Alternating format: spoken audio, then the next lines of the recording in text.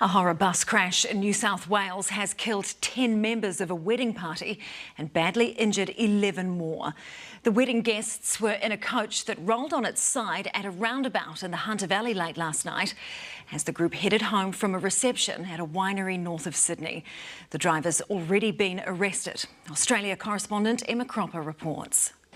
Lit up by emergency lights, a foggy night in wine country and a horrific scene of death, where defeat can be heard in the voices of paramedics. I still don't have exact numbers for you, but we're working our best here. Of the 28 survivors, almost all were injured. Helicopters had trouble landing in the fog, so most were taken by road to 4 hospitals across the state. Some have lost limbs, others are still clinging to life. It's a tragic set of circumstances. The number of family members, but broader community who will be impacted by this, you couldn't count. They had all been celebrating at a wedding on a winery. Their ride home rolled over at a roundabout around 17 minutes into the trip. We just got the news that there's been a crash and we all started panicking.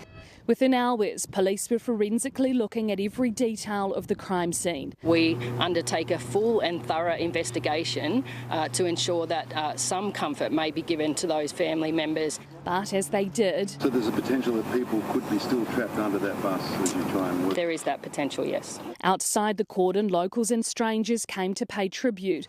Australia's Prime Minister describing it as... so cruel and so sad and so unfair. It was meant to be a weekend of joy and celebration for Australia, a king's birthday, a new marriage.